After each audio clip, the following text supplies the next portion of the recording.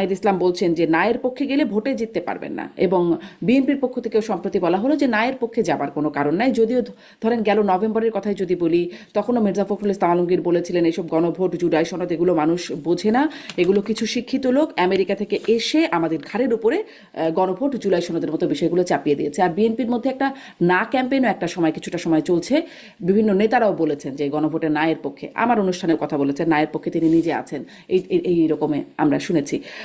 আপনার কাছে আসলে, আপনি একজন শিক্ষক গবেষক, সেই হিসাবে আপনার কাছে জানতে চাই কি মনে হচ্ছে আপনার কাছে যে জনমতটা কোন দিকে, এবং আসলে কেন, মানে কোন দিকে গেল এবং কেন সেদিকে, কি মনে হচ্ছে আপনার কাছে?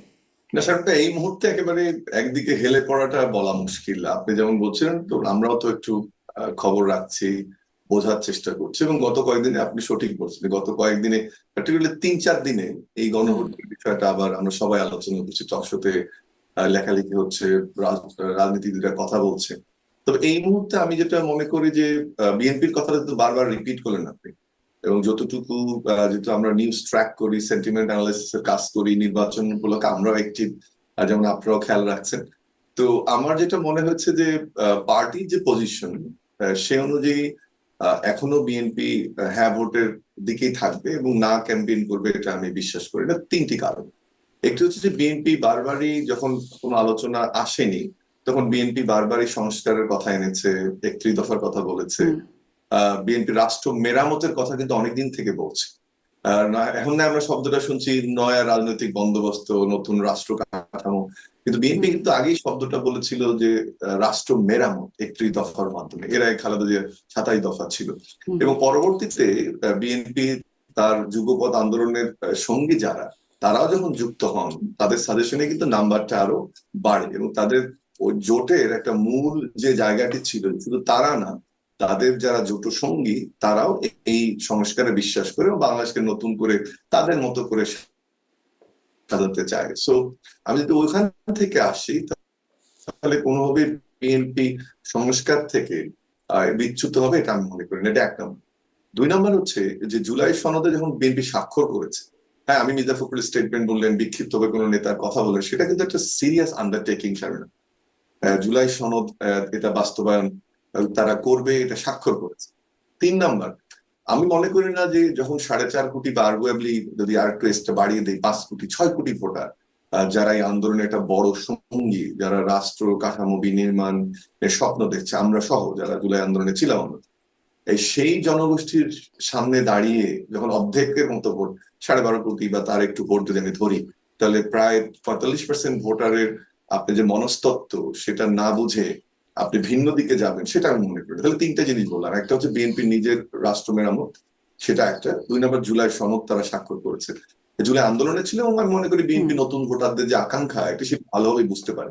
এই জন্য আমি কোনোভাবেই মনে করি না যে বিএনপি অফিসিয়ালি বা পলিটিক্যাল পজিশন নিয়ে গণভোটের বিপক্ষে যাবে বা না ভোট দিবে। এখন আপনি প্রশ্নটা করতে পারেন তাহলে কি ভিতরে ভিতরে ক্যাম্পেইন হবে কিনা। দেখুন, এই এখন যে যুগটা চলছে, আপনি অনলাইন বা সামাজিক যোগাযোগ মাধ্যমের যুগে এত বড় রিস্ক বিএনপি পার্টি পজিশনের বাইরে গিয়ে কোনো প্রার্থী নেবে কিনা সেটিও সন্দেহ আছে। যদিও আমার 3টে পয়েন্টই মূল ছিল, কিন্তু আরেকটা প্রেক্ষিতে আমি একটু যোগ করতে চাই হ্যাঁ ভোটের পক্ষে। কিন্তু কিন্তু পার্টি পজিশন নেবে কিনা, যেমন মানে বিষয়টা আপনি বলছেন, কিন্তু অনেকে নিয়েছেন, ইতোমধ্যে অনেকেই সেটা নিয়েছেন। সেটা সেটা আমি সেটা একটু আমি এই সেটা প্রসঙ্গটা, আমি একমত, অনেকে নিয়েছে, হ্যাঁ, কিন্তু এখন হ্যাঁ, যদি আপনি কয়েকদিন, আমি ওইটাতেই যাচ্ছিলাম যে আচ্ছা, তারেক রহমান সাহেব আসার পরে কিন্তু এক ধরনের নতুন মেসেজ এবং নতুন করে বিএনপি কে আমরা দেখছি। কেন বলছি?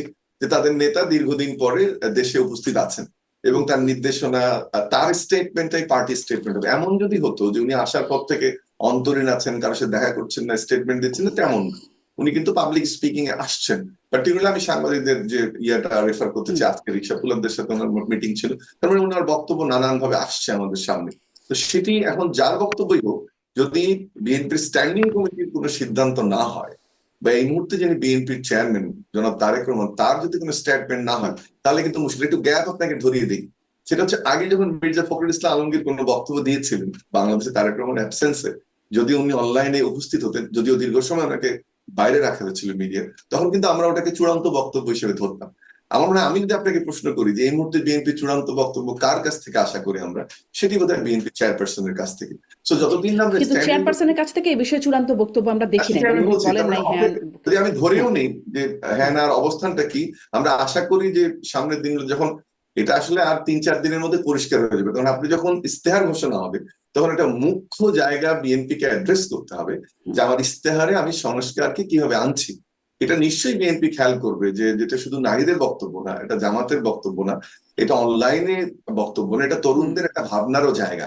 বিএনপি জি। বারবারই বলেছে যে আমাদের মতো করে আমরা কিন্তু সংস্কার করতে চাই, হ্যাঁ, কিন্তু এবং এই যে সেটার গণভোট ভাবনাটা নিয়ে এই ধরেন জুলাই জিনিস ধরে সনদের নিই ভিত্তিতে যে আমি একটু এই বিএনপি প্রশ্নটা কিন্তু করি, এই প্রশ্নটা একটা গুরুত্বপূর্ণ প্রশ্ন এই কারণে আমার মনে হচ্ছে যে ধরেন গণভোট নিয়ে যে সরকারও নানান প্রচারণা বেশ এবার এখন বেশ ভালো রকমের এই প্রচারণা চালাচ্ছে এবং বিএনপির অবস্থান করছেন বা আমি নাহিদ ইসলামের অবস্থান বলছিলাম, জামাতে ইসলামের অবস্থান বলছিলাম যে তারা আসলে গণভোটের পক্ষে কথা বলছে।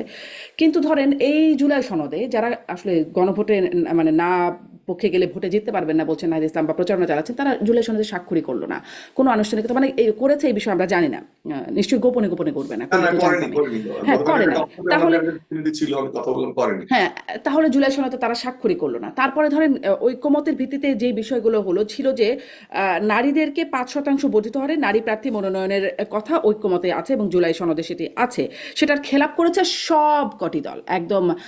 সবচেয়ে ভালো অবস্থানে এর মধ্যে আছে বিএনপি, কারণ তাদের প্রার্থী আছে যদিও 5% সেটি পূরণ করতে পারে নাই। জামাত ইসলামের একজন নারী প্রার্থীও নাই, একজনও নাই।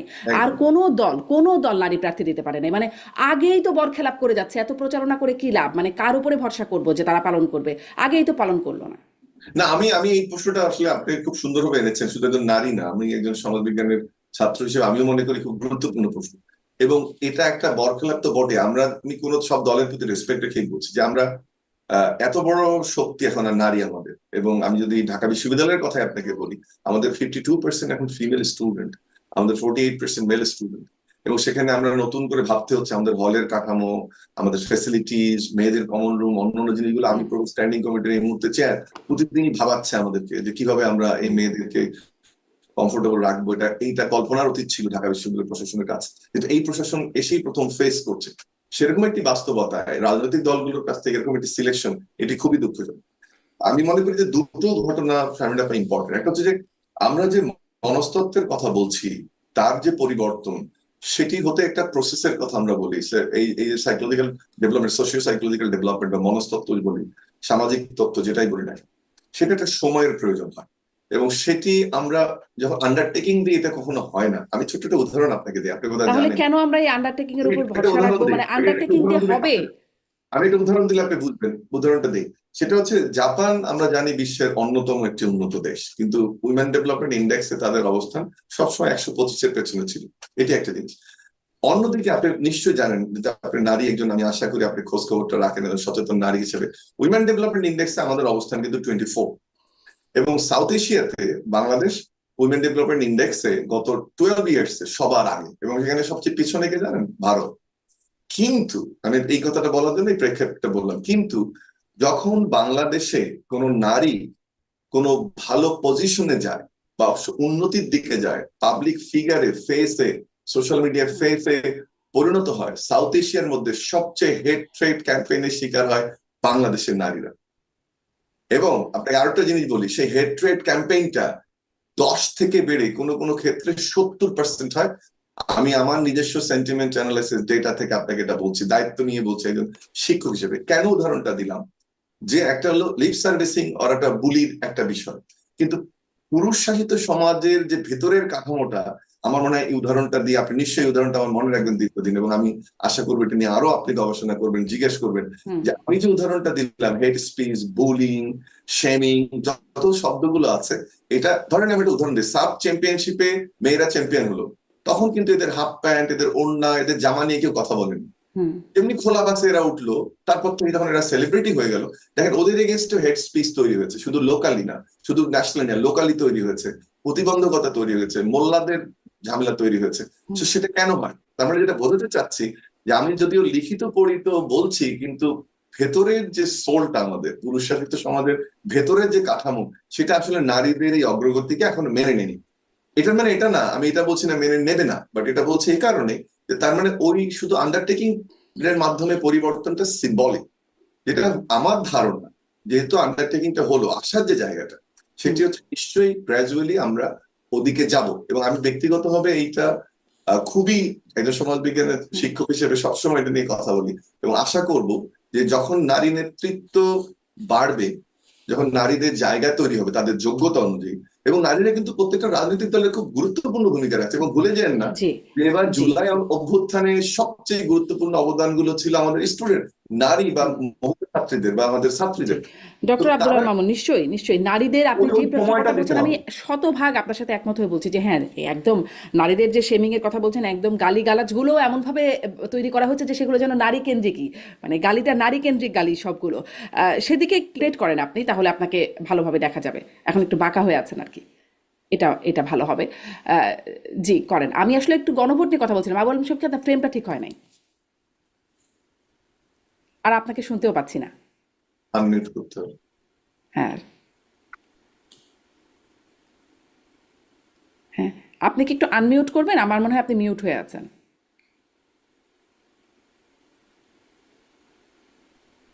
এখন ঠিক আছে? একদম ঠিক আছে। জনাব আবু আলম শহীদ খান, আমি কথা বলছিলাম ডক্টর আব্দুল আল মামুনের সাথে যে গণভোট প্রসঙ্গে ইদানিং যে কথাটা হচ্ছে, দেশীয় দেশীয় কথা হচ্ছে, বিদেশিদের সাথেও কথা হচ্ছে, গণভোটে হ্যাঁর পক্ষে সরকার প্রচারণা চালাচ্ছে। আপনার কাছে কি মনে হচ্ছে জনভোট মানে জনরায়টা আসলে কোন দিকে? এবং আমি এর বাইরেও আলোচনা করেছিলাম যে গণভোট যেগুলো, যেটার ভিত্তিতে হবে জুলাই সনদ, জুলাই সনদের এনসিপি স্বাক্ষরও করে নাই। গণভোট মানে স্বাক্ষরের এছাড়াও যে বিষয়টা আছে, যে যেই বিষয়গুলো একমত হয়েছিল তার মধ্যে 5% নারীর মনোনয়ন দেওয়ার কথা ছিল, সেটিও এখনো মানে কোনো দল সেটি করে নাই, মানে সেটির বরখেলাপ করেছে। ফলে আগেই তো একটা বরখেলাপ হয়ে গেল কিনা, খেলাপ হয়ে গেল কিনা যেই ঐক্যমতের, তাহলে আসলে কাদের উপর বা কেন ভরসা করবো? আমি আসলে এই প্রশ্নটা করছিলাম। আপনার উত্তরটা একটু শুনতে চাই, আপনি কি মনে করেন? প্রথমত হচ্ছে যে গণভোটের যে আয়োজন এবং যে প্রশ্ন, এটা আমার পক্ষে বোঝা এখনো সম্ভব হয়নি। আমি পড়ার চেষ্টা করেছি, বোঝার চেষ্টা করেছি, আমি এখনো বুঝতে পারিনি। এবং 4টা না 5টা জায়গা আছে এবং বড় বড় প্রশ্ন, একটার মধ্যেই তো 4টা 5টা প্রশ্ন। তা আপনি এগুলো আমাদের দেশের যে ভোটাররা আছেন, 12 কোটি 13 কোটি ভোটার যারা আছেন, তারা বুঝবেন কিনা এবং বুঝতে পারবেন কিনা, কিভাবে বুঝবেন, এটা আমার কাছে খুবই বোধগম্য নয়। আমি নিজেই বুঝতে পারতেছি না যে আমি কি ভোট দেব। এবং আমি যদি কোনো অংশ, মানে গণভোটের প্রশ্ন সাধারণত যে আমাদের দেশে তো গণভোটের অভিজ্ঞতা আছে। জেনারেল এরশাদের সময় একবার হয়েছিল, জেনারেল জিয়ার সময় একবার হয়েছিল, এবং এটা সিম্পল কোশ্চেন, আপনি আমাকে চান কিনা বা আমি যা করছি এটা আপনি সমর্থন করেন কিনা। তা এখন আপনি এই গণভোটে তো বিশাল প্রশ্নমালা। তো এই প্রশ্নমালা বুঝে আপনি তো অর্ধেকের সাথে একমত হতে পারেন, 10%-এর সাথে একমত হতে পারেন, একটা বিষয়ে একমত হতে পারেন। তো এরকম তো মানে প্রশ্ন যদি আপনি ব্যবচ্ছেদ করেন তাহলে হয়তো 20-30টা প্রশ্ন বেরিয়ে আসবে। তো এইখানে আপনি গণভোট দেওয়া একজনের পক্ষে, হা না না বলা খুব কঠিন হয়ে যাবে। আপাতত এইটুকু বুঝতে পারছি। হুম। মানে এটি তো আসলে সবাই যে বুঝে বুঝে সবগুলো বুঝে বুঝে দেবে তা তো না। রাজনৈতিক দলগুলো মোটা দাগে যেদিকে থাকবে, ক্যাম্পেইন করবে, সেদিকেই তো ভোটটা যাবে বলে মনে হয় নাকি? আসলে মানে বিষয় তা না, কি মনে হয়? রাজনৈতিক দলগুলো তো এখনো কোনো ক্যাম্পেইন শুরু করেনি। মানে বড় দল যে বিএনপি আছে, তারা তো গণভোটের পক্ষে কোনো ক্যাম্পেইন করছে এরকম দেখছি না। সরকারের পক্ষ থেকে নানান ক্যাম্পেইন করা হচ্ছে, এবং সরকারের ক্যাম্পেইনের ধরনটা হলো যে সরকার তার বিভিন্ন এজেন্সি, যে সমস্ত ধরেন একটা বিভাগ আছে, স্বাস্থ্য বিভাগ, স্বাস্থ্য অধিদপ্তর, বা ধরেন গণপ্রশাসন আছে, জনপ্রশাসন আছে, স্বরাষ্ট্র আছে, তাদের নিজস্ব বিভাগের লোকজনের মধ্য দিয়ে হয়তো জনগণের কাছে প্রচার করার চেষ্টা করবেন। রেডিও টেলিভিশন যেটা আছে তাদের সেখানে করবেন, প্রাইভেট টেলিভিশন গুলোতেও করার চেষ্টা করবেন।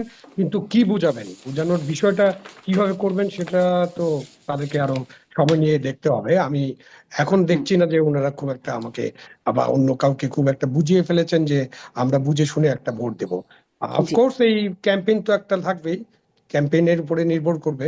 সেই জন্য বিএনপি টেকনিক্যালি তাদের ইলেকশনের দিনেই গণভোটটা চেয়েছে।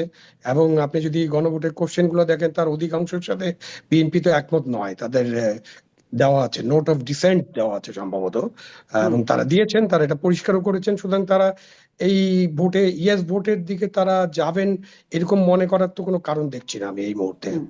কিন্তু মির্জা ফখরুল ইসলাম আলমগীর বলে দিয়েছেন যে নায়ের পক্ষে যাবার কোনো কারণ নাই, মানে সেটা তিনি আবার স্পষ্ট করছেন। এটা নিয়েও হায়ের কথা পক্ষে বলছিলাম যাওয়ার যে কোনো কারণ যদিও নাই, আগে নেতিবাচক ক্যাম্পেইন ছিল। হায়ের পক্ষে যাবেন কিনা সেটা পরিষ্কার না, করতে হবে। সেটাও বলেন নাই।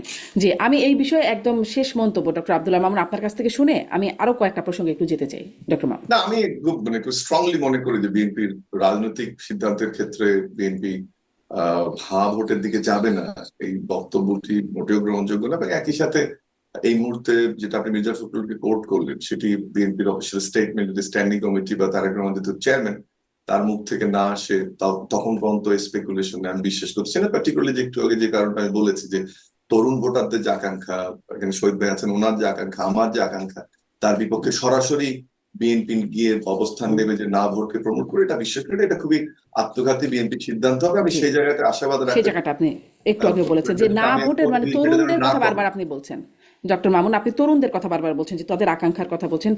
মাহফুজ আলম, সাবেক তথ্য উপদেষ্টা, জুলাই গণ অভ্যুত্থানের মাস্টার মাইন্ড খ্যাত, তিনি বলছেন যে তিনি শত শত তরুণ বা জনগণের সাথে কথা বলেছেন, এবং তিনি দেখেছেন মানুষের আস্থাহীনতা, হতাশা, মানে নতুন বন্দোবস্ত তারা যে করতে চেয়েছিলেন সেটার একটা হতাশা। পরেও একটা আলোচনায় তিনি একদম সরাসরি ব্যর্থতার জায়গাটা স্বীকার করে নিলেন, এবং শেষ 4 মাস তিনি কাজও করতে পারেন নাই, তাকে কাজ করতে দেওয়া হয় না, এরকমটাও তিনি বলছিলেন। বুঝতে পারেন কারা তাকে কাজ করতে দিল না। আর তার যে স্বীকারোক্তি, নতুন বন্দোবস্তের যে আশা, মানে নতুন বন্দোবস্ত আপনি কোথাও দেখেন কিছু হচ্ছে নতুন বন্দোবস্ত? আমি রেসপন্ড করবো। বলবেন, জি, শুনি আপনার জি, কাছ থেকে। এটা যেটা হচ্ছে যে প্রথম কথা হচ্ছে উনি এখন এই কথাটা কেন বলছেন না। ও আমার স্টুডেন্ট, আমার জন্য একটু বিব্রতকর কথা বলা, বা যেহেতু আমি পাবলিক ফোরামে কথা বলছি, আমাকে কথা বলতেই হবে। মানে কেন এই যখন ক্ষমতা শেষ হয়ে গেল একদম লাস্ট ডে পর্যন্ত, আর যখন আমরা আসিফকেও দেখলাম, তখনই সে কথাটা কেন? আমরা তো এই বৈপ্লবিক চেতনা। তার আগেও কিন্তু মাঝে মাঝে মাহফুজ আলম না না না বলছিলেন, না, আপনি নিশ্চয়ই খেয়াল না না, করছেন যে আপনি আমাকে। তাহলে কেন আপনি কেন সরকারে থাকলেন? আমাকে প্রশ্নটা হ্যাঁ, উত্তর দিতে হবে। যে আপনি ভিতর থেকে কাজ করতে পারছেন না, 4 মাস কাজ করতে দেওয়া হয় নাই, এবং বক্তব্যটা এসছে কিন্তু বেসিক্যালি যে তরুণদের কথা বলবে, এরকম মিডিয়ার পারমিশন দিতে দেওয়া হয়নি, এই হুম সঙ্গে কিন্তু কথাটা বলছে। হুম আমরা হুম গুলিয়ে ফেললে কিন্তু হবে না। সো কাজ অন্যান্য গুলো করেছে, শুধু টেলিভিশন আর পত্রিকার হয়তো বা উনি পারমিশন দিতে পারেননি, সেগুলোর অনেক ইকুয়েশন বা আপনি কাকে দিচ্ছেন, কেন দিচ্ছেন, নিয়ম নীতির বিষয় আছে। কিন্তু যখন আপনি গোটা আন্দোলনকে প্রশ্নবিদ্ধ করবেন, আপনাকে তো আমরা একটা স্বপ্ন পুরুষ হিসেবে পাঠিয়েছিলাম। তখন মাস্টার মাইন্ড ছিল কিনা সেটা আমরা জানতাম না, ডক্টর ইউনূস বলার পরে আমরা জেনেছি মাস্টার মাইন্ড, কারণ ও আমাদের হুম সঙ্গে ছিল। সো আপনি যখন ওখানে অবস্থান করেছেন, আপনি আমাদের প্রতিনিধি হিসেবে গেছেন, কিন্তু আপনার যে ভেতরের ঘটনাগুলো ঘটছে, সেটার দায়িত্ব আমাদের চেয়ে আপনাকে আরো বেশি নিতে হবে। যে আপনি কেন ব্যর্থ হলেন, আপনি কেন প্রথম মাস, দ্বিতীয় মাস, আপনি তো স্পেশাল অ্যাসিস্ট্যান্ট থেকে উপদেষ্টাও প্রমোশন দেওয়া হয়েছে।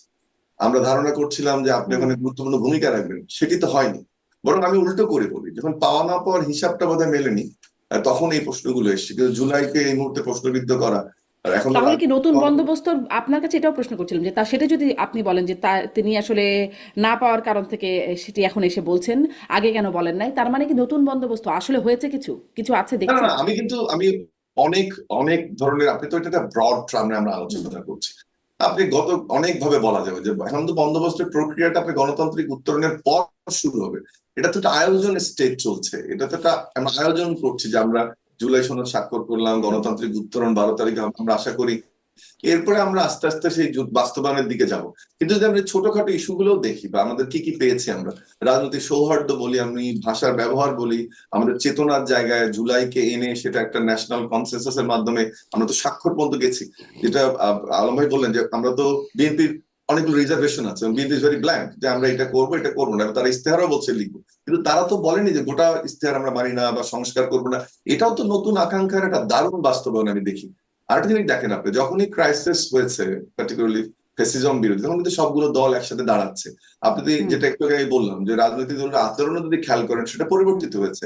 আপনি যদি বাংলাদেশের অবৈধ 3টি নির্বাচন ছাড়া যদি 9টা নির্বাচন দেখেন, এটাকে যদি আপনি এখন সামনে রাখেন, দেখবেন যে নমিনেশন ডিক্লারেশন থেকে নমিনেশন পেপার সাবমিশন পর্যন্ত, বা এই যে বাছাই প্রক্রিয়া চলছে এখন, বা আমাদের প্রতীক বরাদ্দ পর্যন্ত, আপনি খুঁজে দেখেন যে ডেটাটা যে সবচেয়ে কম কোনো ধরনের সংঘর্ষই কাম্য নয়, কিন্তু সবচেয়ে কম সংঘর্ষের ঘটনা এবার ঘটেছে। তো আপনি সবকিছু মিলে দেখেন, আমি তো পরিবর্তিত পরিস্থিতি দেখে, হ্যাঁ আমরা যে হয়তো বা উচ্ছ্বাসা করেছিলাম, হুম স্বপ্নের যে জায়গাটা ছিল সেটা হয়নি, কিন্তু স্বপ্নের একটা দলিল তো আমরা প্রস্তুত করতে পেরেছি, যেটা আমি হুম প্রশ্ন করতে পারবো পরের সরকারকে, এটা কেন হলো না, এটা কেন হলো, তো বিএনপি কেও প্রশ্ন করতে পারবো যদি ক্ষমতায় তারা আসে, জামাতকে করতে পারবো। যেমন আপনি প্রশ্নটা করছেন যে কেন নারীর এই 5% হুম নিশ্চিত হলো না। কথা বলার ক্ষেত্রে দেখেন, আমরা অনেক ধরনের কথা বলছি, হুম আমরাও টকশোতে গিয়ে হয়রানির শিকার হয়েছি, আমাদেরকে ধরে নিয়ে যাওয়া হয়েছে, সেগুলো তো এখন আর ঘটছে না। সো অনেক হচ্ছে তো আনিস আলমগীরকে যে ধরে নিয়ে যাওয়া হলো এটা সেটা খুবই তো দুঃখজনক। কথা আলমগীর বলছি। ঘটনাটা তো দুঃখজনক যে মবের জি শিকার। জি যে এটা শহীদুল আমাদের সাথে আছে কোনোভাবেই আবু আলম আপনি শহীদ। ওনাকে নিয়ে অনেক কথা বলতে পারেন, কিন্তু যে ঘটনাটা আমি সুযোগটা নিচ্ছি, মানে কোনোভাবে এই প্রেস ক্লাবে এই মজলুম জনতা করবে, এটা তো গ্রহণযোগ্য না। অবশ্যই সেটা গ্রহণযোগ্য, এবং সবচেয়ে ব্যর্থতার জায়গাটা এটাই, আমার বিশ্ববিদ্যালয় সহ আমার বলতে কোনো দ্বিধা নাই, এই যে মব কালচারটা যদি কোনো রকম একটু কমব্যাট করতে পারতো, তাহলে জুলাইয়ে যদি কোনো ক্ষত তৈরি করে থাকে এই ঘটনাগুলো বা মব কালচার, এবং সেটা কিন্তু একটা গোষ্ঠী করছে, এটাও বুঝতে হবে। একটা গোষ্ঠী করছে, একটা বিচ্যুত গোষ্ঠী করছে, কিন্তু আমি অর্জনের জায়গাটা 15 মাসে জি বা বেশি দেখি। জি আমি আপনার কাছে অর্জনের জায়গা নিশ্চয়ই শুনতে চাইবো, কারণ আমরা অর্জনের কথা শুনতেই চাই। কিন্তু মানে এই যে গোষ্ঠী তৈরি করছে সরকার কি করছে এবং রাজনৈতিক দলগুলো এর বিপক্ষে বলছে কিনা, এই যে যেটির কথা আপনি বলছেন ক্ষত তৈরি করেছে, জনাব আবু আলম শহীদ খান আপনি নিজেও পার্সোনালি ভিকটিম, সেই হিসাবেও আপনি বলবেন যে প্রথমে যদি ওটা একটু বলে নেন যে নতুন বন্দোবস্তের জায়গা কি দেখেন। মাহফুজ আলম তিনি কিন্তু একটা ব্যর্থতা স্বীকার করে নিচ্ছেন, আপনি আসলে দেখেন কিনা? না, একটা সরকার যখন চলবে, সেটা যে ধরনের সরকারই হোক, সেটা স্বৈরাচারী সরকার হোক, ফ্যাসিস্ট সরকার হোক, গণতন্ত্রের মুখে ফ্যাসিবাদী সরকার হোক, সামরিক বাহিনীর সমর্থন পুষ্ট সরকার হোক, তত্ত্বাবধায়ক সরকার হোক, কিংবা এই যে অন্তর্বর্তীকালীন সরকার এখন যেটা চলছে, একটা সরকার যখন চলবে তখন তার সফলতা ব্যর্থতা থাকবে এবং সেটার একটা মূল্যায়ন তো হবেই। এখন সরকারের ভেতর থেকে যখন ওনারা মূল্যায়ন করেন, এটা একটা ভালো দিক যে ওনারা ওনাদের নিজেদের কাজকর্মের মূল্যায়ন করতে পারছেন, এবং তাকে তো আমার আস্থায় নিতে হবে, কারণ তাকে, তিনি মাস্টার মাইন্ড, তাকে পরিচয় করিয়ে দেওয়া হয়েছিল এবং তিনি খুবই প্রভাবশালী একজন অ্যাসিস্ট্যান্ট ছিলেন। পরবর্তী তাকে প্রমোশন দিয়ে উপদেষ্টা বানানো হয়েছে। তিনি যখন বলেন যে তিনি কাজ করতে পারেননি এবং বিগত 4 মাস, মানে তার হুম পদত্যাগের আগে 4 মাসে তাকে কাজ করতে দেওয়া হয়নি, তখন এগুলো তো একটা প্রশ্নের উদ্রেক করবে স্বাভাবিকভাবেই। এবং সরকার কেমন চলছে এটা আমরা সবাই জানি, এবং সেসব নিয়ে আলোচনা করলে ওই যে আপনি বললেন যে কি কি জানি হওয়ার সম্ভাবনা আছে, হয়ে যায়, হচ্ছে তো। তো এই যে মব কালচার যেটা বললেন, যে মব তো আমরা বিশ্ববিদ্যালয়ে যে মব দেখছি, আমরা ভেবেছিলাম যে বিশ্ববিদ্যালয়গুলোতে নির্বাচন হয় না, আমাদের নেতৃত্ব গঠনের সমস্ত জিনিসটাই বন্ধ হয়ে গেছে। তো বিশ্ববিদ্যালয়গুলোতে একটা নির্বাচন হলে সেখান থেকে একটা নেতৃত্ব বেরিয়ে আসবে যারা জাতীয় পর্যায়ে নেতৃত্ব দিতে সক্ষম হবে বা উপযুক্ত হয়ে গড়ে উঠবে।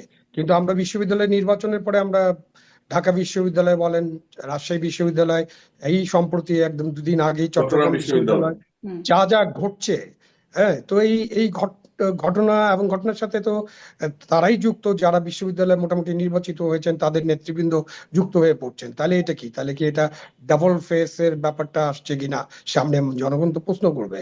তো জনগণের কাছে মনে হয় যে এই সরকার এতই দুর্বল যে তারা মবটাই ঠিক করতে পারে না। তো আমরা গত যতদিন এই সরকার আছে, সেই 8ই আগস্ট থেকে আপনার দেখেন যে আমরা মব কালচারের মধ্য থেকে বেরিয়ে আসতে পারলাম না। তো এটা কি সরকারের কি ব্যর্থতা হবে কিনা, বা হুম সরকার পারলেন না কেন, সরকার তো পরিষ্কারভাবে বলেনও না। এবং সরকার কোনো কোনো সময় মনে হয়, অনেকে মনে করেন এরকম যে সরকার মবকে উৎসাহিত করেন, এবং এই সমস্ত কথাবার্তা তো আমরা শুনেছি। সেই কথাগুলো তো আলোচনায় আসতে হবে, এবং আমাদের একদম অনেক বড় শীর্ষ পর্যায় থেকেও অনেক সময় বলা হয় এগুলো তো মব না, এগুলো প্রেশার গ্রুপ। এবং আমরা সারা দেশে কি হয়েছে, কি কি ঘটনা ঘটেছে, কতজন মারা গিয়েছেন, অধিকারের তো একটা রিপোর্টই আছে। সবকিছু মিলিয়ে তো আপনাকে এই সরকারের বিষয়গুলো বিবেচনা করতে হবে। সুতরাং আমরা নতুন বন্দোবস্তের জন্যই তো এই লড়াই। নতুন হুম বন্দোবস্ত মানে কি? নতুন বন্দোবস্ত মানে আমি যেটা বুঝি, বা অন্যকে অন্যরকম বুঝতে পারি, আমরা তো নতুন বন্দোবস্তের বিষয়টা 71 সালেই নির্ধারণ করে ফেলেছিলাম যে আমাদের একটা স্বাধীন রাষ্ট্র হবে এবং একটা গণতান্ত্রিক রাষ্ট্র হবে, এবং আমাদের কয়েকটা মৌলিক জিনিস থাকবে, যে জিনিসগুলো নিয়ে আমরা সামনে হুম এগিয়ে যাব। তা আমরা সেই লাস্ট 55 ইয়ার্সে বা 54 বছরে আমরা দেখিনি সেগুলো কার্যকর হতে। আমাদেরকে সেই জিনিসগুলোকে কার্য করতে হবে। মানবাধিকারের হুম কথা কি আজকে নতুন আসলো? গণতন্ত্রের কথা কি আজকে নতুন এসছে? বা আমরা যে কথা বলতে পারবো স্বাধীনতা, এটা কি নতুন এসেছে? কিছুই তো নতুন না। নতুন আমরা কিছু পাই নাই, যেটা পাওয়ার জন্য লক্ষ কোটি মানুষ জীবন দিয়েছে, 30 লক্ষ প্রাণের বিনিময়ে এবং 2 লক্ষ মা বোনের সম্ভ্রমের বিনিময়ে, আমরা এবং অনেক লক্ষ কোটি মানুষের কষ্টের বিনিময়ে, সারা দেশের 7 কোটি বা 6 কোটি মানুষই কষ্টের মধ্যে ছিল। তো সেই কষ্টের বিনিময়ে আমরা যে দেশটা অর্জন করেছি, সেই দেশটা কিভাবে চলবে, এটা তো আমাদের সংবিধান, আমার সোনার বাংলা, আমি তোমাকে ভালোবাসি, আমি তোমায় ভালোবাসি, আমার জাতীয় পতাকা, আমার সবকিছু তো আছে। সেটাই তো আমার সামনের স্বপ্নগুলোকে তো বাস্তবায়ন করার বিষয়। তো আপনি যখন বলবেন নতুন বন্দোবস্ত, সেটা তো একই। আপনি গণতন্ত্র চাইছেন, আপনি একটা হুম মধ্যপন্থী গণতান্ত্রিক রাষ্ট্র হবে, বাংলাদেশ একটা অসাম্প্রদায়িক গণতান্ত্রিক মানবিক বাংলাদেশ হবে, এটাই তো আমাদের হুম প্রত্যাশা। তো এই প্রত্যাশা তো নতুন নয়। হ্যাঁ, প্রত্যাশা পূরণ হয়নি, এই জন্য প্রত্যাশার কথা উচ্চারিত হচ্ছে। তো সেই প্রত্যাশাকে সামনে রেখে আমরা বিগত এই সময়টুকুতে কি করলাম? এখন একটা নির্বাচন সামনে আসছে এবং সেটাও একটা $1 মিলিয়ন কোশ্চেন বা কোটি টাকার কোশ্চেন। আমাকে সবাই আমি যখনই কারোর সাথে দেখা হয় জিজ্ঞেস করে, ভাই নির্বাচন কি হবে? তো আমি এই প্রশ্নটা শুনলে আমি এখনো একটু কি অবাক জিজ্ঞাসা হই। করে, এখনো কি জিজ্ঞাসা করে এরকম এটা জিজ্ঞেস করে নির্বাচন কি এখনো, হবে? এখনো প্রতিদিনই জিজ্ঞাসা করে মানুষজন, নির্বাচন কি হবে, আসলে কি নির্বাচন হবে? যারা নির্বাচনের মাঠে আছেন তারাই জিজ্ঞাসা করেন মাঝে মধ্যে, তারাই তো এরকম কথাবার্তা বলেন। তো কি অবস্থায় চলছে দেশটা? যদিও সরকারের পক্ষ থেকে বলা হচ্ছে তারা একদম সলিড এবং এই ব্যাপারে তাদের অবস্থান খুবই কঠিন, তারপর তো মানুষজন জিজ্ঞাসা করে কেন, জি, কেন জিজ্ঞেস করে, কি কারণে জিজ্ঞেস করে আমি জানি না, বাট জিজ্ঞেস জি। করে। কারণ ওই যে বাক নির্বাচনের যে স্বাধীনতার আবহ প্রসঙ্গটাও সেটা তো একটু, আমি দেখছি না। হুম, বাক স্বাধীনতার প্রসঙ্গটাও একটু রয়ে গেল যে আসলে সেটা কি, কারণ মাঝখানে বাড়িতে এটাও বলে রাখি, আসিফ নজরুল মাননীয় আইন উপদেষ্টা তিনি বলছেন সবার বাক স্বাধীনতা আছে, সরকারেরই বাক স্বাধীনতা নাই। আমি সেই প্রসঙ্গটা আপনার কাছে আসবো, যেহেতু আপনি একটু ভিকটিমও বটে, আপনার কাছে আসবো। কিন্তু ডক্টর আব্দুল্লাহ মামুনের কাছে ওই যে নির্বাচন কি হবে এই প্রশ্নটা অনেকদিন আমরাই আলোচনা করেছি আসলে সব প্ল্যাটফর্মে। তারপরে আচ্ছা নির্বাচন হবে বলে মনে হচ্ছে, নির্বাচন কি সুষ্ঠু হবে এখন এরকম একটা প্রশ্ন, কারণ ডক্টর ইউনূস মাননীয় প্রধান উপদেষ্টা তিনি বলছেন ইতিহাস সেরা বা শতাব্দীর সেরা নির্বাচন হবে। এরকম কি আপনার কাছে আভাস মনে হয়? একটু ছোট্ট করে যদি শুনি। আমি আমি মানে মাঝখানে যেটা ছিল শৈবের মতো আমাকে অত জিজ্ঞেস করতো নির্বাচন কি হবে, আমি গত গত 1-2 সপ্তাহে প্রশ্নটা কম পাচ্ছি আমার হুম, স্টুডেন্টরা সবার কাছ থেকে, বরং যেটা একটু বেশি পাচ্ছি আপনার দ্বিতীয় প্রশ্নটা, সেটা হচ্ছে যে শান্তিপূর্ণ সুষ্ঠু নির্বাচন হবে কিনা। তো এটা একটা স্বস্তির জায়গা, যেহেতু উনি এক ধরনের ডাটা দিলেন, আমি স্টুডেন্টদের ডেটা আপনাকে দিলাম। হুম, হুম, স্বস্তির জায়গা আছে, এখন ওইটা কম বলছে যে নির্বাচন কি হবে। এই আমার ধারণা, আহ, এখন আমিও বিশ্বাস করি যে নির্বাচন হবে। এটা নানান কারণ আছে, তার মধ্যে মূল কারণ তো অর্থনৈতিক সামাজিক অস্থিরতা, হুম, রাজনৈতিক অস্থিরতা থেকে আমরা বেরোতে চাই, সেটা মূল কারণ। আর দ্বিতীয় হচ্ছে যে এই মুহূর্তে আমি মনে করি যে নির্বাচন কমিশন যেভাবে পরিকল্পনা করছে তার দিকে এগিয়ে যাচ্ছে, এবং প্রচারণা শুরু হয়ে গেলে নির্বাচন কেন্দ্রিক আশঙ্কাটা আমার ধারণা আরো হুম, কমে আসবে। আমরা আপনাকে একটু আগে বলছিলাম যে আমরা সেন্টিমেন্ট অ্যানালাইসিস করি, এবং তাতে আমরা অনলাইনের যেসব পোস্ট হয়, ইউটিউবে যা যায়, এগুলো সবগুলো ট্র্যাক করা যায়, আমরা করতে পারি। সেখানে কিন্তু এই যে আলোচনাটা আপনি আনলেন, নির্বাচনের যে অনিশ্চয়তার যে আলোচনা, সেটা গ্রাফ আস্তে আস্তে কমছে আসলে, আমি ডেটা দিয়ে আপনাকে বলছি। আর যেটা আশঙ্কার জায়গাটা আমরা দেখছি যে সেই ডিসকাশন, যেটা ফেসবুক বলি, টুইটার, ইউটিউব, অন্যান্য যে সোশ্যাল মিডিয়া, সেগুলোতে হয়তোবা বেশি হচ্ছে, কিন্তু নির্বাচন কেন্দ্রিক অনিশ্চয়তার আলোচনাটা কম হচ্ছে। হুম। আমার মানে ধারণা এর আগে, এটা ভালো। নির্বাচনের আগে যে হত্যাকাণ্ডের মতো ঘটনাগুলো ঘটেছে, ওসমান হাদির ঘটনার পর থেকে বিশেষ করে, বা তার আগেও দু একটা ঘটেছে, খুব একটা আলোচনায় আসে না, তারপরে কিন্তু বেশ মানে যুবদল নেতা আরো কয়েকজন হত্যাকাণ্ডের শিকার হয়েছেন। মানে না, সেগুলো একটা কেমন। এটা তো কোনো, যেটা আমি আপনাকে একটু আগে বলেছি যে কোনো হ্যাঁ, হ্যাঁ, হত্যাকাণ্ডই কাম্য নয়। আবার আপনি বাংলাদেশের রাজনৈতিক সাংস্কৃতিক ইতিহাস যদি দেখেন, এটা আবারও বলছি আমি, কোনোভাবেই গ্রহণযোগ্য নয় একটা প্রাণ, একজন আহত হওয়া, কিন্তু সে সংখ্যাটা কিন্তু কম শামিলা। আর যে হুম, ঘটনাগুলো ঘটছে প্রেক্ষিতে যে আপনি দেখেন, যেমন জামাত নেতার ঘটনাটা হুম, অনলাইনে একদম আসলো, হুম, পরে আমরা আরেকরকম দেখলাম। আমি সবার ওই পরিবারের প্রতি সমবেদনা রেখেই বলছি, কিন্তু তদন্ত করতে হবে, নিশ্চয়ই অন্যান্য কারণ থাকবে, স্পেসিফিক কারণ থাকবে, কিন্তু আমাদেরও দায়িত্ব কিন্তু একটা আছে, যে আমরা মিডিয়াতে যারা কথা বলছি, যে এইসব হত্যাকাণ্ড, এইসব ঘটনাকে যেন নির্বাচনের দোলাচলে এনে নির্বাচনকে অনিশ্চয়তার দিকে একটা প্রশ্নবোধক চিহ্ন তৈরি করে না দেয়, সেদিকে মিডিয়ারও একটা ভূমিকা রাখবে। গণতান্ত্রিক উত্তরণ দরকার, যে মানে আলোচনাটা আমরা না হয় না দিলাম, কিন্তু যারা করছে তারা যদি সে উদ্দেশ্যে করে, তাহলে আরো যদি একটা জিনিস করে। দেখেন, আমি আমি আপনাকে বলি, আমি সম্প্রতি রংপুর থেকে আসলাম আমাদের দেশের বাড়িতে। ঢাকায় বসে আপনারা যেমন নির্বাচন দেখছেন, এলাকায় কিন্তু আপনার আমেরিকাতে, আমি জানি না আলম ভাই গেছেন কিনা, বাট ওখানে কিন্তু আমি নির্বাচনের একদম মানে পুরো জমজমাট নির্বাচন দেখছি। আমি আয়োজন রংপুরে দেখছেন। গেলাম, আমার দুটো জি, আসনে জি। আমাদের আমি ওই যে ওই প্রশ্নটা আবু আলম শহীদ খানের কাছে রয়ে যাচ্ছে, বাক স্বাধীনতার জায়গাটা, কারণ ও বলছিলাম যে এটা নিয়ে একটু কথা বলবো, কিন্তু আর একটা নির্বাচন নিয়ে যেহেতু হচ্ছে, এটা একটু জিজ্ঞাসা করে ফেলি যে একটা নিরপেক্ষ নির্বাচন হবে, এক শতাব্দীর সেরা নির্বাচন হবে সেরকমটা জানি, কিন্তু মানে আমরা দেখছি যে প্রধান উপদেষ্টা তো শুরুতেই বলেছিলেন না, যখন এনসিপি গঠন হলো তার আগেই তিনি তাদেরকে পরামর্শ দিচ্ছেন, তরুণদের, ছাত্রদের, তিনি তাদের পৃষ্ঠপোষকতা করছেন, তিনি তাদের প্রাধান্য দিচ্ছেন, প্রধান তিনটা দলের মধ্যে করে একদম জাতিসংঘ সফর পর্যন্ত নিয়ে যাচ্ছেন। সেই বিষয়গুলো যেমন ছিল, এখনো দেখলাম যে উচ্চশিক্ষা বিষয়ক একটা সম্মেলন, সেখানে তিনি বলছেন যে তরুণরা নিজেদের গঠন করেছে, আগামী নির্বাচনে তিনি নিশ্চিত যে তাদের অনেকেই জয়ী হবেন, এবং জয়ী হলে কি হবে সেটার বিষয়ে তিনি বলছেন। সেই তরুণদের, লিডারদেরকে এই সম্মেলনে আমন্ত্রণ জানানোর কথাও তিনি বলছেন। একদম ছোট্ট করে কি একটু ডক্টর মামুন আপনি বলবেন যে নিরপেক্ষ অবস্থান কি আপনি দেখছেন এটা? না, না, না, আমি এটা আপনার প্রসঙ্গটা তুলেছেন, এটা খুবই দুঃখজনক। আমি খুব নিউট্রাল ভিউ থেকে বলছি, যে একাডেমিক হিসেবে আপনি তফসিল ঘোষণার পরে এটা এক ধরনের আমি কন্টেম অফ কোর্ট হয়, বাট এখানে ওই শব্দটা বলবো না, কন্টেম অফ ভ্যালুস অথবা নর্মস আর স্ট্যান্ডার্ড, আপনি এটা বলতে পারেন না। এবং আপনি এই পর্যন্ত বলতে পারতেন হয়তো বা মেনে নিতাম যে দল গঠন করেছে, স্বাগত জানাই এটা, কিন্তু আপনি এটা বলতে পারেন না, কারণ অনেক ধরনের কথা আমরা শুনছি, ডিপ স্টেট শুনছি, গভর্নমেন্টের ভূমিকার কথা শুনছি। তখন যখন আপনি বলবেন যে অনেকে জয়ী হয়ে আসবে, এই অনেকে জয়ী হওয়ার নিশ্চয়তা আপনি কিভাবে দেখছেন? How do you know that? এবং ওনার মতো একজন, আমি স্যারের প্রতি এবং তিনি respect নিশ্চিত। করছি। এবং উনি নিশ্চিত শব্দটা ব্যবহার করেছেন, আপনি এই প্রসঙ্গটা আনলেন। এরপরে আরেকটা টক শোতে যাচ্ছে, আমার কাছে বলে রাখা হয়েছে যে এই প্রসঙ্গে আলোচনা করবে। সো এটা কোনোভাবেই কাম্য নয়, এবং এই জিনিসগুলোই কিন্তু সমস্যা তৈরি করবে। কারণ এটার জন্ম এমন একটা আতুর ঘরে, এই সংগঠনটির, সেটা একটা প্রশ্ন রয়ে গেছে, নানান রকম কথা হচ্ছে, এর মধ্যে এই ধরনের বক্তব্য এই সংগঠনের জন্য ক্ষতিকর। তবে এই জোটবদ্ধ হওয়ার পরে এই এই কটা কথা ওনার বলা উচিত ছিল, যে যাদের সাথে জোটবদ্ধ হলো, আমি জামাত ইসলামের কথা সরাসরি বলছি, যে আদৌ এটার অপমৃত্যু ঘটলো কিনা, বা এই যে দান্দিকতা, স্বাধীনতা, অনেক বড় বড় কথা, দ্বিতীয় রাষ্ট্র তৃতীয় রাষ্ট্র, সেটা গিয়ে আবার যাদের সঙ্গে জোট বাঁধলো, তাদের যে চেহারা আমরা দেখছি, এবং নারী কথা বললেন, একজনকে নমিনেশন দিয়েছে, সেটাই এবার দলটার অস্তিত্ব ভবিষ্যতে কিভাবে টিকে থাকবে, এটা একটা প্রশ্নবোধক চিহ্ন। এই অবস্থা আবু আলম শহীদ খানের কাছে শুনে আপনার অবস্থানটা একদম স্পষ্ট। জনাব আবু আলম শহীদ খান, নিরপেক্ষ নির্বাচন হবে সেই ইঙ্গিত দেখছেন? মানে প্রধান উপদেষ্টার বক্তব্যকে আপনি কিভাবে দেখেন? না, প্রধান উপদেষ্টার বক্তব্যের ব্যাপারে তো মামুন একদম ক্লিয়ারলি এটাকে ব্যবচ্ছেদ করেই দিয়েছেন। সুতরাং ওনার বক্তব্য আর আমার বক্তব্য একই, যে প্রধান উপদেষ্টা এইভাবে এটা বলতে পারেন না, কেন উনি এখন একটা, যেহেতু নির্বাচন দিয়েছেন, উনি কোনো দলের প্রতি কিছুটা স্নেহ প্রকাশ পায়, এটাও উনাকে অ্যাভয়েড করতে হবে। এখন উনি তো অনেক কথা বলেন, সুন্দর করে কথা বলেন, এখন উনার যেটা মনে আসছে সেটাই বলছেন। এখন তার মনে যদি একটা দলের জন্য আহ আপনার স্নেহ ভালোবাসা থাকে, সেটা উনি প্রকাশ করে ফেললে সেটা তো একটা তার নিরপেক্ষতা নিয়ে কথা হবে। হয়তো তেমন বেশি কিছু আলোড়ন হবে না, কারণ এর ফলে কি বাংলাদেশের ভোটাররা কি ওনার কথা শুনে কাউকে ভোট দেবেন নাকি হঠাৎ করে, এরকম তো নাও হতে পারে। সুতরাং উনার না বলাটাই ভালো ছিল, বাট বলে ফেলছেন। এখন ওনাকে আপনি দেখেন, ক্ষমা সুন্দর দৃষ্টিতে দেখতেই তো পারেন, যে বাক স্বাধীনতা আছে তো, সুতরাং বলেই ফেলি, আমরা অনেক কথাই বলি। ওনার বাক স্বাধীনতা তো ভাই, ওনার বাক স্বাধীনতার লাগাম থাকতে হবে। আমরা আমাদের বাক স্বাধীনতা, ওই যে প্রাচীন স্যার বলছেন, কিন্তু ওনার বাক স্বাধীনতার তো লিমিট থাকতে হবে। তো আমি আমি দুঃখিত কথার মাঝখানে ঢুকে গেলাম, বাট ওনার এই মুহূর্তে কথা বলাটা তো আমরা অনেক কিছুকে ধরে নেব, এই মুহূর্তে নির্বাচনকে আশা করবো যে উনি এই ধরনের কথা বলা থেকে বিরত থাকবেন।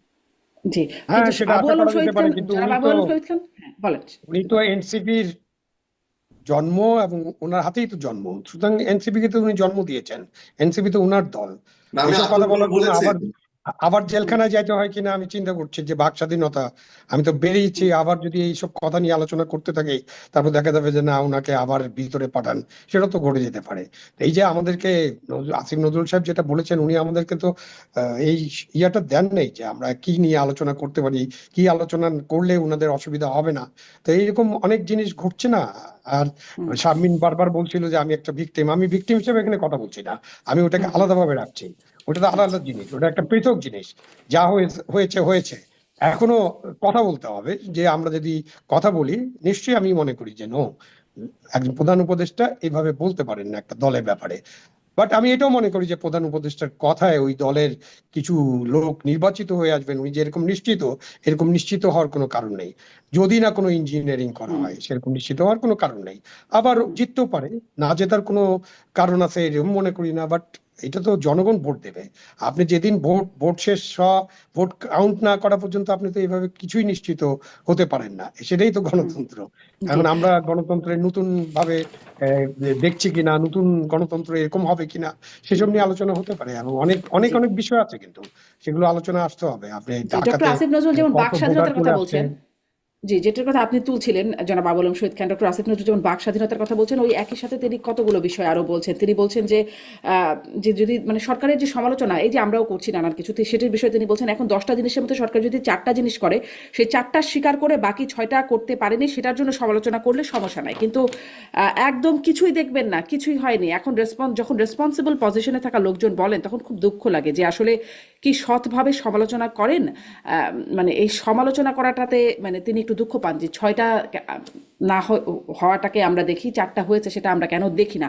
আমার তখন মানে এর আগেও একদিন এই বিষয়টি একটু তুলছিলাম যে সাবেক প্রধানমন্ত্রী যিনি ভারতে এখন আশ্রিত আছেন, তিনি বলেছিলেন যে কর্ণফুলী টানেল উদ্বোধনের সময় যে যারা উন্নয়ন দেখে না তাদের চোখের ডাক্তার দেখানো উচিত, মানে চোখ নাই এরকম একটা কিছু কি যেন তিনি বলছিলেন, যে চোখ নষ্ট, তাদের চোখের ডাক্তার দেখাতে পারেন।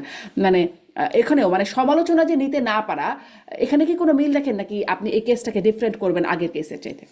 সরকারে গেলেই একটা মানে চোখের চিকিৎসা করার দরকার হয়, উনাদের চোখের চিকিৎসা করার দরকার নেই। মিডিয়া তো সমালোচনা করার জন্য, মিডিয়া কি সারাক্ষণ প্রশংসা করতে থাকবে নাকি? মিডিয়ার কাজই হলো সরকারের যে সীমাবদ্ধতা আছে, ত্রুটি বিচ্যুতি আছে, ভুল আছে, এইসব নিয়ে আলোচনা করা, যেমন আমরা এখন আলোচনা করছি। এটাই তো আমাদের আলোচনা হবে। আমরা এখানে তাদের একদম প্রশংসায় ভাসিয়ে দেওয়ার তো কোনো কারণ নেই, এবং এটা সরকার প্রত্যাশা করে যে তাদের অনেক অনেক প্রশংসা করা হবে। এটা সব সরকারই মনে হয় চায়, সরকারে গেলেই মানুষজনের আচার আচরণে এটা হয়। তো আসিফ নজরুল সাহেবকে আপনি শোতে আনেন, আমাদের সাথে উনি কথা বলুক, আমরা সরাসরি কথা বলতে পারি। উনাকে জিজ্ঞেস করতে ইচ্ছা হয় যে উনি বিগত সরকারের সময়, ফ্যাসিবাদের সময় উনি কয়টা ভালো জিনিস দেখেছিলেন। হ্যাঁ, দেখেছিলেন, কিছু কিছু ভিডিও আমরা দেখি মাঝে মাঝে। উনি বঙ্গবন্ধুর অনেক ভালো ভালো জিনিস দেখেছিলেন, বঙ্গবন্ধুর অনেক প্রশংসা করেছেন, অনেক কথা বলেছেন। বাট এই যে সরকারের যখন সমালোচনা হয় নানান বিষয়ে, তখন আমরা তো ভালো জিনিস কাউকে দেখি না আসলে। কেন? সমালোচনাই, এবং সেই সমালোচনা করা হয় এই জন্য যাতে সরকার ঠিক মতো তার দায়িত্ব পালন করতে পারে। ওইটা যখন সরকার বুঝতে পারবে, তখন এই ধরনের কথাবার্তা বলা থেকে তারা বিরত হবে। আমাদেরকে অনেক অনেক দিন হয়তো এগুলোই শুনতে হবে। আপনারা যারা মিডিয়াতে আছেন, আমরা যারা কথা বলি, আমরা সমালোচনা করি, অথবা আমরা একটা অ্যানালাইসিস দাঁড় করানোর চেষ্টা করি, আমাদেরকে এই দোষটা অনেক অনেক দিন, অনেক বছর যাবত হয়তো শুনতে হবে, ভবিষ্যতে শুনতে হবে। এটা নিয়ে জি, আমাদের দুঃখ পাওয়ার কিছু নেই। জি, জনাব আবুল শহীদ খান, আপনাকে ধন্যবাদ। ডক্টর আব্দুল আল মামুন, আসিফ নজরুল যেটাতে দুঃখ পাচ্ছেন সেই বিষয়ে একটু আপনার কাছ থেকে শুনবো। তিনি আরও একটা কথা বলছেন যে সরকার কি করেছে, মানে ভালো কাজের মধ্যে যা করতে পেরেছে তার মধ্যে একটা তিনি বলছেন সরকার, অন্তর্বর্তী সরকার ভারতীয় আধিপত্যবাদ মুক্ত করেছে বাংলাদেশকে। এটা কি সম্ভব হয়েছে আসলে? যদি সম্ভব হয় তাহলে কেন এখনো ইনকিলাব মঞ্চ বা এবি, মানে ইনকিলাব মঞ্চই তো এখনো আন্দোলন করছে, ভারতীয় আধিপত্যবাদের বিরুদ্ধে আন্দোলন করছে। বা আমরা যখন হাদি হত্যাকাণ্ডের পর এবি পার্টি বলি বা মাহমুদুর রহমান বলি, তারপরে শিবির সংগঠন, তারপর একসাথে হয়ে সবাই ভারতীয় আধিপত্যবাদের বিরুদ্ধে বলল। মানে যদি মুক্তই হয় তাহলে এগুলো কেন বলছেন? আর যদি মুক্ত না হয় তাহলে আসিফ নজরুল কেন এটা ক্লেম করছেন যে সরকার মুক্ত করেছে আধিপত্যবাদ? আমি স্যার প্রতি রেসপেক্ট রেখেই বলি। একটু আগে কিন্তু আমি যখন আপনি প্রশ্ন করলেন জুলাই ব্যর্থ না ব্যর্থ না, তখনও কিন্তু সরকারের যেটা বলার কথা সেটা কিন্তু আমি বলেছি যে পরিবেশ উন্নত করেছে, দলগুলোকে একসাথে করেছে, জুলাই সনদ স্বাক্ষর করেছে। এটা তো সরকারের এক ধরনের স্তুতি গাওয়াই বা একটা সফলতাই, কিন্তু ক্রিটিসিজম তো সহ্য করতে হবে। আমি ধারণা আমি আমার 4টাতে টিক চিহ্ন দিয়েছি আজকে, এটা আশা করেন। কিন্তু আমাদের তো অন্য অন্য আলোচনাগুলো করতে হবে পুরো জিনিসটার মধ্যে। এবং যেটা আলম ভাই বললেন, আমি ওনার সাথে একমত যে আপনার মিডিয়ার রোল বা আমাদের রোলটা অবশ্যই পজিটিভ, আজকে আসলে বলেছেন খুঁজে দেখতে পারেন। আর আরেকটা হচ্ছে যে আমরা তো পজিটিভ ক্রিটিসিজমই করছি, এবং সাথে সাথে এটা শুধু সমালোচনা করছি না, কি করা যায় সেটাও তো আমরা বলছি। একটু আগে নারীর বিষয়টা যদি আমি বললাম, সেখানে রোলটা কি হবে, যেমন এখন একটা কনস্ট্রাকটিভ ক্রিটিসিজম করি এবং সাজেশনও দিই যে কি হতে পারে। আপনি যে আধিপত্যবাদটা তুলেন, প্রথমে আমি হাদির যে আন্দোলন, তার যে ত্যাগ, এটাকে আমি খুব বিনম্র শ্রদ্ধার সাথে স্মরণ করছি। যারা আধিপত্যবাদ নিয়ে কথা বলছে তাদেরকে আমি সম্মান জানাই, হাদির আত্মার মাগফিরাত কামনা করি। বাট একই সাথে আসিফ নজরুল স্যার যখন রাষ্ট্রীয় লেভেলে এরকম বক্তব্য দিবেন, ওনাকে আর একটু কেয়ারফুল থাকতে হবে যে আপনি আধিপত্যবাদ নিয়ে যখন ডেমনস্ট্রেশন হচ্ছে, আধিপত্যবাদ এক জিনিস, আর হচ্ছে যে মাথা উঁচু করে রাখার সম্পর্ক আর এক জিনিস। এমন ভাবে যেন আমাদের অ্যাপ্রোচটা না হয় অতি বিপ্লবী হয়ে আমাদের যে ডিপ্লোম্যাটিক রিলেশনশিপ সেটার মধ্যে কোনো ক্ষত তৈরি হয়। এবং আমরা জাপান এবং আমেরিকার কথা সবসময় বলি যে একটা দেশ আর একটা দেশকে আক্রমণ করার পরেও একজনের উন্নয়নের ভাগিদার হয়েছে। আমরা যেটা চাই একটা উইন উইন রিলেশনশিপ, সম্মানের সম্পর্ক, মর্যাদার সম্পর্ক, সেটি ভারত অবশ্যই অনেক ক্ষেত্রেই এর আগে করতে দেন, এবং তার ক্রীড়ানক ছিল গত সরকার। এবং যখনই আওয়ামী লীগ এসে সবচেয়ে ভালো পজিশনে ভারতীয় বাংলাদেশ সম্পর্ক গেছে, কিন্তু যখনই অন্য সরকারগুলো ছিল তখন এই পজিশনটা নষ্ট হয়েছে। এক্সেপ্ট জিয়া রহমানের সময় উনি ফারাক্কার পানি আনতে পেরেছিলেন আমাদের জন্য একটি স্বল্প সময়ের জন্য, এবং খালেদা জিয়ার সময় জানি যে উনি বারবার পত্র লিখেছেন, ইউনাইটেড নেশনে কথা বলেছেন। সেই জিনিসগুলো মিসিং হয়, যে কারণে একটা সেবা দাসে পরিণত হওয়ার কারণে সম্পর্কটা একটা নতজানু সম্পর্ক হয়। কিন্তু যেখানে রেখাটা টানতে হবে, যে আমরা যেন এই কথাটা যখন উনি বললেন যে সম্ভবত ক্রিকেটের উদাহরণটাকে উনি বোঝাতে চেয়েছেন কিনা আমি জানি না, বাট এক্ষেত্রেও পুরোপুরি রেসপেক্ট রেখেই বলবো যে এই ধরনের অবশ্যই এই সিদ্ধান্তটা আমি ব্যক্তিগতভাবে সাপোর্ট করি। এটা ঠিক হয়নি মোস্তাফিজকে একটা দল, একটা উগ্রবাদী সংগঠনকে অভিযোগের কারণে একটা প্লেয়ারকে বাদ দিবে কোনো প্রক্রিয়া ছাড়া, এবং বোর্ডও জানতো না, এটা শুধু আইপিএল কর্তৃপক্ষের, এই সিদ্ধান্তটা আমি সঠিক এবং এটাকে আমি সাপোর্ট করি। আধিপত্যবাদ বিরোধী আন্দোলনও সাপোর্ট করি, আমি নিজেই এইসব প্রোগ্রামে যাই, গেছি, যাব, কিন্তু যে জায়গায় রেখা টানতে হবে যেন অতিরিক্ত আধিপত্যবাদ বিরোধী হয়ে স্বাভাবিক যে আন্তর্জাতিক সম্পর্কের বলয়, আঞ্চলিক সম্পর্ক, সেটার মধ্যে কোনো ক্ষত তৈরি না করি। মনে রাখতে হবে পৃথিবীর সবগুলো দেশে এখন ইন্টারডিপেন্ডেন্স থিওরির মধ্যে আমরা আছি, কেউ ইন্ডিপেন্ডেন্ট থিওরির মধ্যে আমরা নাই, এবং নেইবারের ক্ষেত্রে সেটা আরো গুরুত্বপূর্ণ। জি, একটু ওই বিষয়ে আসি। যেহেতু আবু আলম শহীদ খান বলছেন তিনি ভিকটিম হিসেবে কথা বলছেন না, নিশ্চয়ই তিনি বিশ্লেষক হিসেবে কথা বলছিলেন, কিন্তু আরো কিছু মানুষের বিরুদ্ধেও আমরা মামলা হতে দেখলাম। তারেক রহমানের সাথে বৈঠকের পরে ব্যবসায়ীদের বিরুদ্ধে, মানে তারা আবার আগে সরকারের দোষর ছিল এই হিসেবে 25 জনের নাম উল্লেখ করে 200 জনকে অজ্ঞাতনামা করে মামলা করা হলো, এবং সামনে সাংস্কৃতিক কর্মীদের বিরুদ্ধেও মামলা করা হবে আন্তর্জাতিক অপরাধ ট্রাইব্যুনালে, এবং এটি বৈষম্য বিরোধী ছাত্র আন্দোলনের পক্ষ থেকে দেখলাম। এর আগে আমরা দেখি মানে আসামি ছাড়াতে তারা গেছেন, এখন আবার আসামি করতে গেছেন। মানে ছাত্রলীগের সাবেক ছাত্রলীগের একজনকে, সেই হবিগঞ্জের মাহাদির কথা বলছি, যে তারা আসামি ছাড়াতে গিয়ে অনেক হুমকি ধামকি দিয়ে আসলেন। মানে এই যে মামলা করা হচ্ছে এখন এসে, এটাকে আপনি আসলে কিভাবে দেখছেন ডক্টর মামুন? একদম খুব ছোট্ট করে যদি বলেন। আমি একটু, আমাকে 30 সেকেন্ড অনুমতি চাই, আপনাকে যেতে হবে, আমাকে একটু বেরোতে এই জন্যই ছোট্ট করে 30 সেকেন্ডে বলে দেন, আমি আপনাকে আসলে একটা জায়গায় আমার অবস্থান খুব ক্লিয়ার। আমি শহীদ ভাইয়ের অথবা এই ছাত্র সংগঠন, ছাত্র ইউনিয়ন, অর্থাৎ যে নির্বাচিত সংসদগুলো সম্পর্কে ঢালাও আমি বলবো না, উনিও নিশ্চয়ই বলেননি, কিন্তু তাদেরও যে যোগসূত্র অনেক ঘটনা আছে, এটাও সত্যি। আমি বিশ্ববিদ্যালয়ে অপারেট করি, আমি প্রভোস্ট স্ট্যান্ডিং কমিটির চেয়ার, এখন আমি একটা হলের প্রভোস্ট, সেটা আমি ফিল করি, এটা আমাকে রেগুলার হ্যান্ডেল করতে হয়, কিন্তু এটা কাম্য ছিল না। দুই হচ্ছে যে আমি ওই যারা জুলাই আন্দোলনে অংশগ্রহণ করেছে প্রত্যেকের প্রতি সমবেদনা জানাচ্ছি, তাদের সাথে একমত, কিন্তু যে প্রক্রিয়ায় ঘটনাগুলো ঘটছে এবং যে প্রক্রিয়াটা একেবারেই প্রথম দিন থেকে, যেমন এইচএসসি পরীক্ষার যে সংসদে ঢুকে পড়লো বাচ্চারা, সরকার পাস না করে পরীক্ষা না নিয়ে পাশ করলো, আমি কয়েকটা টেলিভিশন ওই দিন বলছি যে এইটাই হচ্ছে সমস্ত নষ্টের গোড়া। খুব সস্তা ভাষায় মনে হচ্ছে আপনাকে বলছি আমি, কিন্তু কথাটা আমি সত্যি বলেছি। ওই যে শুরু হলো, এটা সরকার পারেনি। এবং এই যে অতি বিপ্লবী আচরণ যখন আমি করছি, তাহলে আমি একটা নতুন বন্দোবস্তের কথা কি এটা বলছি যে আমি জুলুমের, আমি মবের, আমি শক্তির জায়গায় যাব, না আমি একটা নিয়মতান্ত্রিক সমাজ আমি দেখতে চাই? আওয়ামী লীগ পুলিশ বাহিনীকে ব্যবহার করেছে, র্যাবকে ব্যবহার করেছে, গোয়েন্দা সংস্থাকে ব্যবহার করেছে কোনো কোনো ক্ষেত্রে, তাহলে তারাও একটা শক্তি প্রয়োগ করে ক্ষমতায় ছিল। আমরা তো ওটা থেকে মুক্তি চেয়েছি। এখন যদি সেই আইন শৃঙ্খলা রক্ষাকারী বাহিনীর যে শক্তির অপব্যবহার, পুলিশের যে অপব্যবহার, সেই দায়িত্ব যদি আমি তুলে নিই, অবশ্যই আমি কিন্তু আগেই আবারও বলছি যে কোনো কেউ কারো অবৈধ গ্রেপ্তার, জুলাই আন্দোলন হোক, যার হোক, এটা কোনোভাবেই সাপোর্ট করি না। জুলাই আন্দোলনের একজন আমি শিক্ষক হিসেবে এটা সাপোর্ট করি না, কিন্তু যে আচরণটির বহিঃপ্রকাশকে আপনি প্রশ্ন করছেন, আমি একেবারেই শহীদ ভাইয়ের ভয় ভীতি থাকতে পারে, আমি ভয় ভীতি না রেখেই বলছি যেটা কোনোভাবেই গ্রহণযোগ্য নয়, এবং এটা একটা থামানো দরকার। এবং একটা কথা বলে যেহেতু আমি বের হয়ে যাবো, একটা কথা বলে শেষ করি। আমরা আশা করছিলাম যেটাকে গভর্নমেন্ট অ্যাড্রেস করবে এবং নির্বাচন পর্যন্ত এটা নিঃশেষ হবে, কিন্তু এই ধরনের ঘটনাগুলো কিন্তু নির্বাচনের সময় আমাদের যে আইন শৃঙ্খলা বাহিনীর প্রস্তুতি, সেটা কখনোই নির্বাচন আইন শৃঙ্খলা নিশ্চিত করে না। এটা করে সোশ্যাল কন্ট্রাক্ট, অথবা নির্বাচনের মাঠে যেমন প্রার্থীরা থাকে তাদের এক ধরনের পলিটিক্যাল কন্ট্রাক্টের মাধ্যমে। 4 জন পুলিশ 3 জন আনসার, এটা কিছু করে না। এই ধরনের ঘটনাগুলো নিঃশেষ হওয়া উচিত ছিল, বা এই অধ্যায়গুলো শেষ হয়ে যাওয়া উচিত ছিল। খুব দুঃখজনক যেটা আপনি আনলেন সামনে, যে এই ঘটনাগুলো আবার নতুন করে মাথাচাড়া দিচ্ছে কিনা, এবং সেটা সরকার যা করেছে করেছে, কিন্তু এখন যেন শক্ত হাতে এই বিষয়গুলোকে হ্যান্ডেল করা। অনেক ধন্যবাদ ডক্টর আব্দুল আল মামুন। আপনি লিভ নিতে পারেন। আমি একই প্রশ্ন নিয়ে, জি, অনেক ধন্যবাদ আপনাকে। আমরা একেবারে স্লোগান শুনেছিলাম, এবং আমি তো একটু আগেই বললাম যে আমি সব এইগুলোকে রেফার করি আমার 71-এর মুক্তিযুদ্ধের সাথে, এবং মুক্তিযুদ্ধের যে আকাঙ্ক্ষা ছিল, স্বপ্ন ছিল, সেগুলোই পুনরায় বলা হয়েছে, তুলে ধরা হয়েছে, এবং আমাদের স্বাধীনতার পতাকা নিয়েই জিনিসগুলোকে তুলে ধরা হয়েছে। তো সেখানে আপনি রিকনসিলিয়েশন করতে গেলেন না। এখন আজকে তো রিকনসিলিয়েশন করা সম্ভব না, এরকম একটা কথা বললেন। তো আমরা একটু নেলসন ম্যান্ডেলাকে দেখি না যে উনি কিভাবে করলেন। উনি কি ওই যে সাদারা সবাই এসে করজোড়ে ক্ষমা প্রার্থনা করার পরে উনি রিকনসিলিয়েশন করতে গিয়েছিলেন, নাকি উনি ক্ষমতায় গেলেন? উনি 90 সালেই তো আলাপ আলোচনা শুরু করলেন শান্তির পথে, যে কিভাবে একটা নির্বাচনের মধ্য দিয়ে এই প্রক্রিয়াটা শুরু করা যায়। তারপরে যে উনি ক্ষমতায় যাওয়ার পরে উনি 6 মাসের মধ্যেই এই রিকনসিলিয়েশনের ব্যাপারটা সামনে আনলেন।